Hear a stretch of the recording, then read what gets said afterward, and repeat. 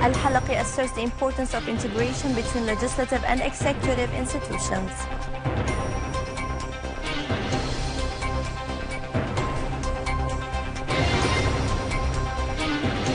A spiritual meeting of the patriarchs of Antioch calling for an end to the destruction of civilization.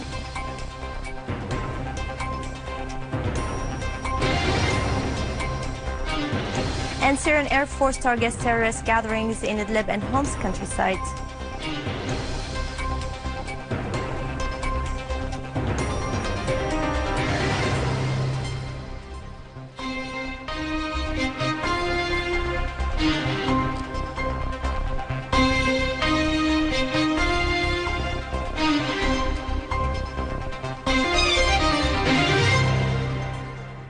Good afternoon.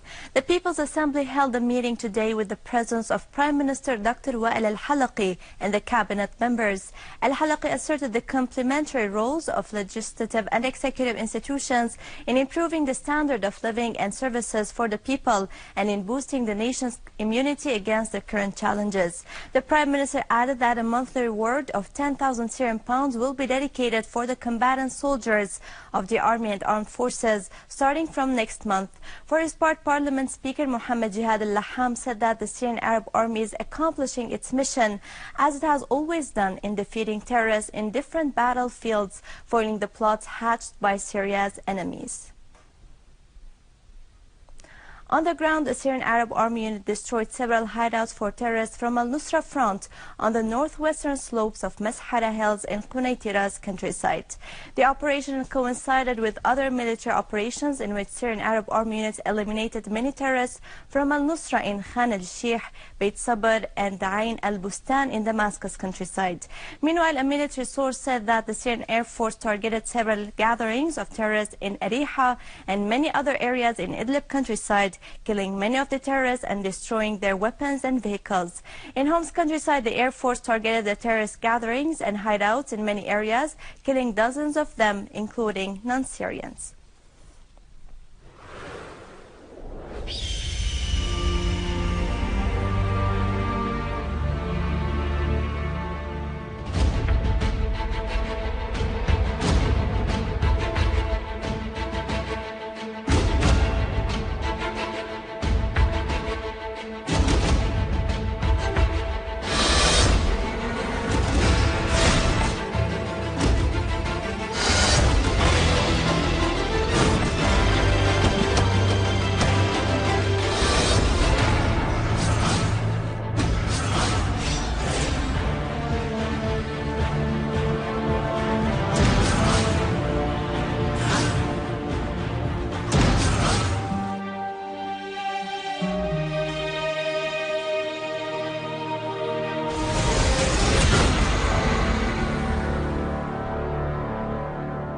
The final communique of the Christian Spiritual Summit for the Patriarchs of Antioch, which was held at the Maryamite Church in Damascus, called on all the people in the region to establish a civil state that is based on love and equality among its citizens.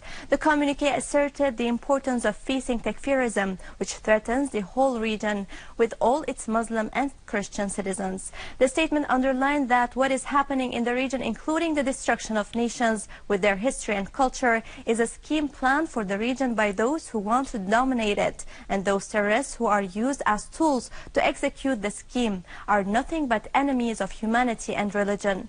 In their final statement, the patriarchs called on halting foreign intervention in the affairs of the Syrian people and other peoples in the region who alone have the right to determine their future and destiny.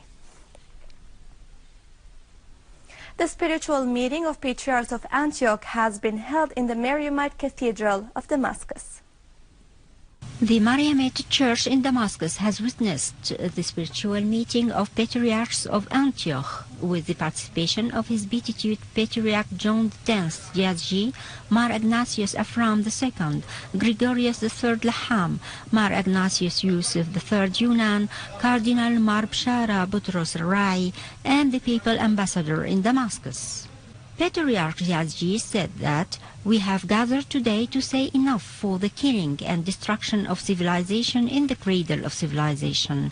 He added that we all stand by all those who defend their homeland and pay a heavy price in the fighting terrorism, Takfiris, the blind abduction, the severe siege imposed on Syria, the loss of the beloved ones, and the undermining of common living. He called upon the international community and the United Nations to support the Syrians who are exposed to heinous crimes. Cardinal Marib Boutros El-Rai asserted that the war in Syria is unjust, and that the last word won't be war but it will be peace. During a mass he headed following his visit to Al-Faransi hospital in Damascus, his beatitude said that he always prays for this war to end.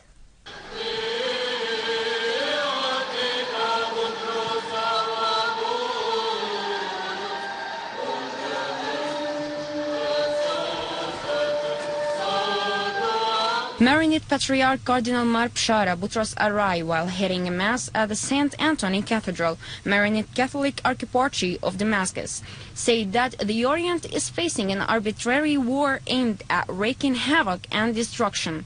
But people who have a good will and pure hearts are praying for peace to prevail in the region.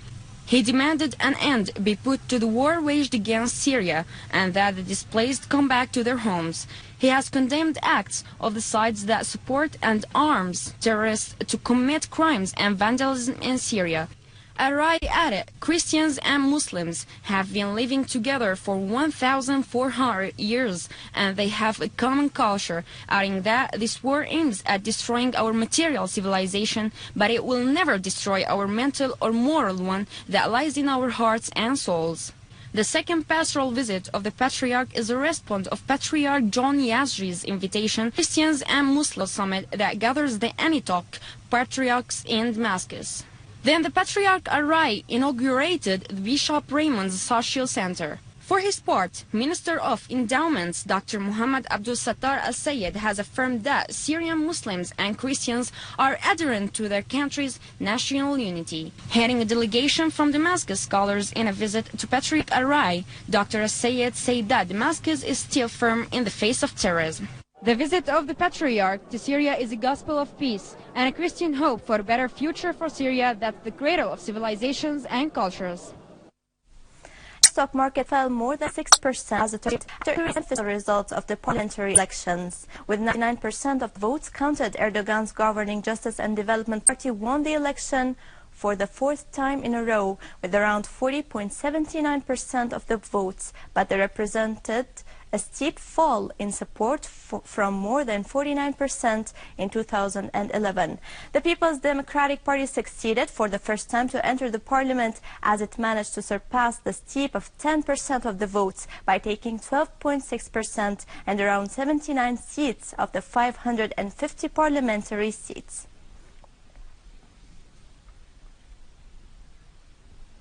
62 Yemenis were killed, including women and children, as dozens were injured due to Assad regime's airstrikes on houses, schools, health centers, and Sahar district in Saada city. A local source clarified that the Saudi regime's aggression has targeted a home in Sahar district, killing a woman and her 2 children and injured 4 others. On the other hand, the victims of the intensive raids of Al-Saud in Bakil, Elmir, Hiran, and the Ghesh towns in Haja province were 59 killed and 80 injured.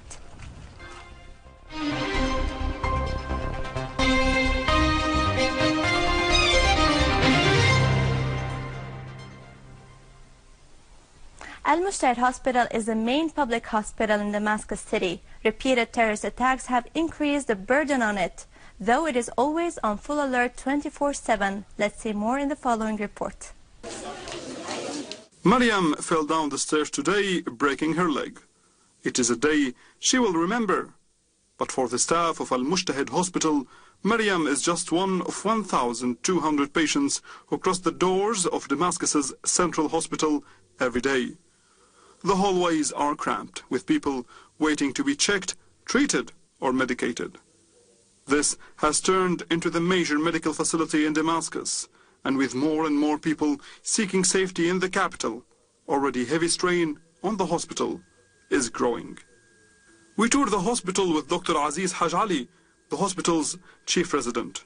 Our camera is not always welcomed here. The doctor negotiates our way into the first patient's room. A young man in his 20s refuses to show his face. He lost an arm and a leg when a car bomb exploded in a busy street. He is just one of many. We are here in the intensive care unit for burns. We are swamped by patients coming from far provinces where central hospitals were destroyed or out of service. Severe burns caused by the notorious rebel held cannon or simply the use of raw oil extracted by terrorists. No matter how hard Syrians try to avoid the war catches up with them. Like Samah, a 10-year-old girl from Raqqa, now an ISIL stronghold. Her family don't want to be filmed. They fear reprisals once they return home. The free medical services in this hospital are a last resort for those who have lost everything. At the end of the day, Dr. Aziz shares his story. Unlike many of his colleagues, he chose to stay in Syria. A choice difficult to understand for many. Surely traveling to Europe isn't hard for doctors, and it is safe, and the money is much better, but who will care for the 500 patients we have in this hospital alone? All the famous doctors have left, and the situation is getting worse with the sanctions, as we cannot buy spare parts for medical equipment nor Western-made medicines. As a public hospital, the sanctions are crippling us between keeping the ER on full alert all the time and tending to hundreds of severe cases. We are swamped. The coffee break is quickly interrupted when Dr. Aziz is called again to the trauma and emergency room. 8 people have been severely wounded by mortar shells fired on a residential quarter in Damascus and its central hospital. This is just a day like any other. Ala Ibrahim, Damascus. With that, we conclude our news for today. Thank you for watching. For more details about Syria and the region and to view this bulletin again, you can always visit our website in English, syriaonline.sy. Now to latest business and market news with Razan, but after a short break.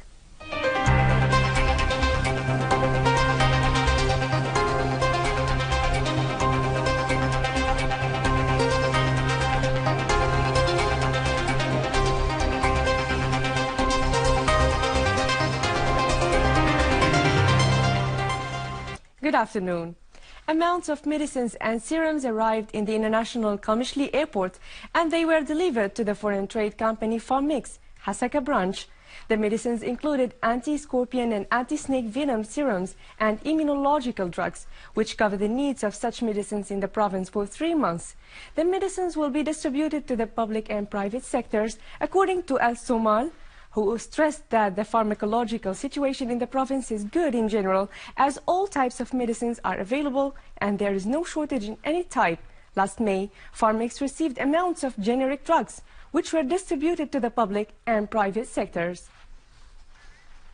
Electricity Ministry was able to maintain its sector relatively through restoring what has been damaged by terrorists and implementing the plan put to develop this sector. This was stressed by the Electricity Minister during a meeting with the electricity directors in the governorates. He also showed that the ministry put plans until the year 2020, calling for making regular preventive maintenance for converting stations so that rationing hours could be during daytime, as the ministry seeks to reduce the rationing hours as much as possible, specifically during the high school and university exams as well as Holy Ramadan. Iranian oil minister asserted that Russia will import Iranian oil according to arrangements of swapping oil with goods after talks that took over a year. Last April, the Kremlin announced that implementing the arrangement that Iran will import 500,000 barrels of crude oil per day to Russia for goods at the same value has started in the same context, and after finishing the OPEC meetings in Vienna, Iran oil minister affirmed that his country does not need permission to raise its production volume and to get back to the international oil market, as he believes that OPEC will lead the way for Iran.